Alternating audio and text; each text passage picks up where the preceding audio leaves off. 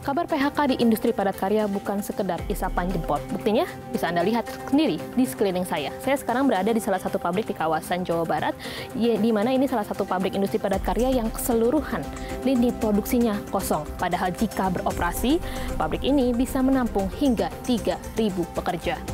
Pertanyaan kita, apa penyebabnya?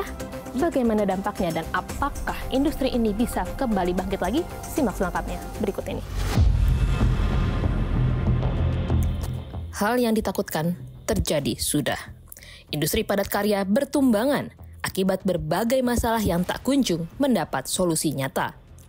Visual ini bisa menjadi gambaran dari realitas saat ini yang nampaknya langsung terasa pada ribuan pekerja yang kehilangan mata pencarian akibat terhentinya operasional pabrik. Di Saparel itu yang kota Semarang itu sebelumnya ada 14 ribuan itu Mbak. Cuman PHK-nya bertahap.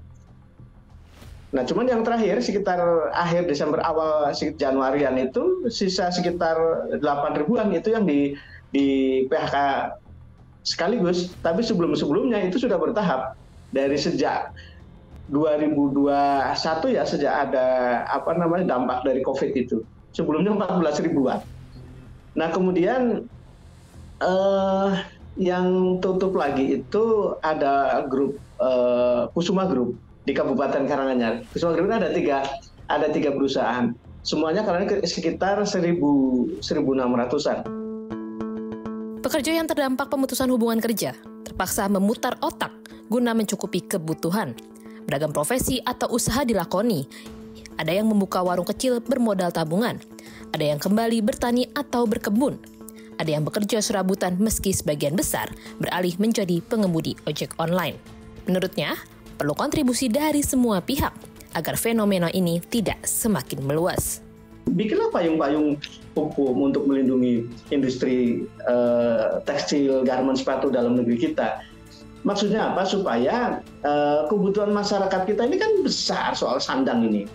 Kita sudah mampu membuat produksi sendiri, maka lindungilah industri profesional dalam negeri kita supaya kepentingannya selain berdikari mandiri soal penyediaan sandang nasional, tapi juga soal kepentingan penyerapan tenaga kerja kita. Masyarakat penduduk kita kan banyak 280 jutaan dan penyerapan tenaga kerja di sektor sandang ini kan juga sangat besar. Ini kan industri padat karya yang menyerap banyak tenaga kerja.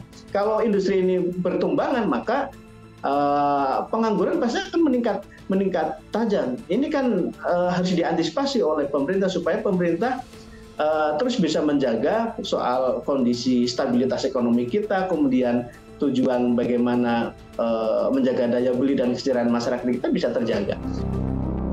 Sejak lama, industri padat karya menjadi rumah yang inklusif bagi ribuan karyawannya. Tak perlu pendidikan tinggi, cukup niat bekerja dan kemauan belajar. Hal ini membuat industri padat karya terbilang istimewa dan dekat dengan masyarakat. Nah, apa yang menjadi penyebab utamanya, Bu? Ini kan keadaan kayak gini kan nggak tiba-tiba terjadi. Betul. Terus tiba-tiba industri tutup gitu, tiba-tiba industri hengkang gitu. Apa sih, Bu, penyebabnya? Ya seperti yang kita tahu ya selama ini, kalau boleh kita melihat ke belakang 10 tahun terakhir ini, memang selalu yang disampaikan itu adalah karena kenaikan upah yang signifikan. Itu dimulai dari tahun 2012, beralihnya penetapan upah ini menjadi OTODA, karena OTODA, otonomi daerah. Nah, ini memang sepanjang 10 tahun terakhir membuat industri sebetulnya tidak hanya padat karya, sebenarnya semua industri yang ada menderita begitu ya, Bu? Iya, mengalami penekanan-penekanan di dalam penetapan upah.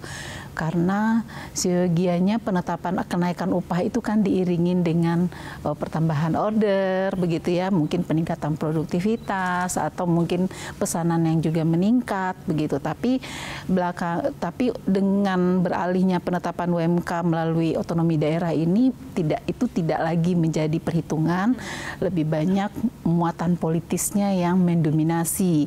Dulu zaman-zamannya awal-awal penetapan UMK kita juga tahu bagaimana para politikus ini menyampaikan akan memperjuangkan kesejahteraan buruh gitu bahasanya, sehingga mendapat dukungan suara yang maksimal begitu kurang lebih. Nah, pada akhirnya memang itu menjadi tuntutan juga dari teman-teman pekerja, bagaimana mereka yang berada di legislatif ataupun di eksekutif untuk bisa memenuhi apa yang sudah mereka janjikan. Nah, ini menjadi penyebab awalnya. Nah, seiring berjalannya waktu sampai dengan tahun 2020, COVID dan lain sebagainya, itu juga menambah tekanan terhadap industri, khususnya padat karya. Tambah lagi dengan resesi global, perang dan lain sebagainya. Jadi banyak faktor penyebabnya. Tapi dimulai dari penetapan upah yang memang boleh dibilang tidak mempertimbangkan laju pertumbuhan ekonomi, terutama di industri-industri padat karya. Karena memang industri inilah yang sangat-sangat terimbas dengan kenaikan upah yang pergeseran Rp1.000 saja itu benar-benar berpengaruh karena jumlah karyawannya yang beribu-ribu orang. Karena padat karya ya Bu, jadi ribuan serapan tenaga kerjanya bisa mencapai ribuan begitu ya. Bisa kita lihat mungkin di belakang ini nih kurang lebih kalau tidak salah juga biasanya ada ribuan ya Bu? Ini mencapai kalau maksimal kapasitasnya dia bisa mencapai 3.000. Dan sekarang karyawan. Kosong. Sekarang. Kesenjangan upah minimum di Jawa Barat dan Jawa Tengah membuat investor ramai-ramai pindah ke lokasi baru. Meski hal ini malah menimbulkan masalah baru. Kenapa kemudian isu relokasi atau opsi relokasi dipilih oleh para pengusaha gitu? Relokasi ini sebenarnya pilihan yang kita bilang entah baik entah buruk juga nggak bisa kita lihat. Karena sebenarnya relokasi dilakukan mereka bukannya tidak ada pertaruhan di sana, tidak ada resiko begitu. Ya, dari awal waktu mereka mengatakan relokasi, mereka akan berharap ini bisa berusaha dengan tenang, bisa istilahnya mengembangkan usaha dengan baik begitu. Tetapi kan ini masalahnya kan boleh dibilang seperti Jawa Tengah nih contohnya. Saat ini dibilang tenaga kerja di Jawa Tengah itu sudah mulai di tahap yang memang sulit untuk didapatkan. Nah, apakah kemudian dengan pengembangan ke sana pun akan menyelesaikan masalah para investor ini untuk mengalihkan usahanya ke sana? Kan juga enggak juga ya, Bu. Malah ada masalah baru yang harus muncul, masalah baru sebenarnya. Nah, di sisi lain tempat kabupaten kota atau provinsi yang ditinggalkan itu banyak sekali tenaga kerjanya yang tidak lagi bekerja akibat adanya relokasi. Sehingga kalau kita bicara relokasi, dari jumlah yang tutup itu hanya sekian persen saja sih yang relokasi. Kita berharap industri padat karya ini bisa kita pertahankan, dan mekanismenya tentu saja pertama kita melihat dari sisi pengupahan. Kalau memang memungkinkan, kita berharap industri ini janganlah dijadikan industri yang sama dengan padat modal pada umumnya. Dampaknya, selain untuk buruh yang langsung kehilangan pekerjaan, lingkungan sekitar juga terkena imbasnya. Hiruk-pikuk pekerja pabrik yang menghidupkan aktivitas ekonomi sudah berganti dengan kesunyian. Hanya terlihat bekas-bekas lapak penjual yang ditinggalkan, seiring dengan kepergian pekerja pabrik. Komarudin, kepala dusun yang tempat tinggalnya persis di samping pabrik, terpaksa menjual kontrakannya karena sepi akibat ditinggal buruh. Saya jual, dia tinggal 11. Ya akibat itu ada dampak perusahaan itu bangkrut, Kotesko. Karena namanya juga nggak ada yang kontrakan, hasilnya dari kontrakan juga kan. Berarti semakin sepi ya Pak? Ya itu bukan sepi lagi dah. Sementara Ismawati, pemilik catering dan kantin, terpaksa menutup usahanya dan merumahkan karyawannya. Saya sama sekali udah nggak ada pemasukan sama sekali. Dulu tuh saya tuh punya karyawan tuh bisa sampai 4 kan ya, karena selain catering ada kantin buat menyediakan makan siangnya. Sekarang udah kantin nggak ada, catering pun udah nggak ada. Jadi udah nggak ada sama sekali pemasukan, dan yang kerja juga udah saya rumahkan semua. Ya pokoknya dampaknya kerasa lah gitu, ekonomi agak ini gitu. Jadi agak kurang ya.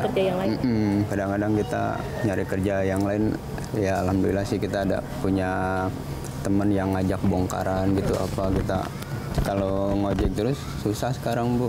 Kalau kita ngandelin ngojek terus, apalagi dari dulu kan waktu ada pabrik buka situ lumayan lah, kita setengah hari juga 70 itu dapat Bu.